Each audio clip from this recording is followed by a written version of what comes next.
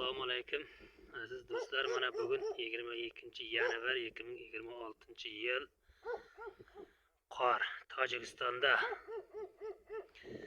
oktyabr, noyabr oylari odamlar bu yil jil bo'lmaydi ekan, havo bo'lmaydi ekan, qor bo'lmaydi ekan, jil qirq keladi ekan deyishib gurung qilishqida Xudodan boshqa hech kim bilmaydi ertaga nima bo'lishini.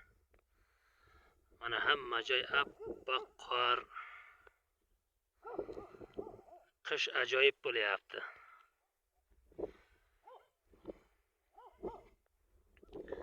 Faqat Xudoga qarab qo'ysak, inshaalloh hammasi yaxshi bo'ladi. Yer to'ysa, yel to'yadi.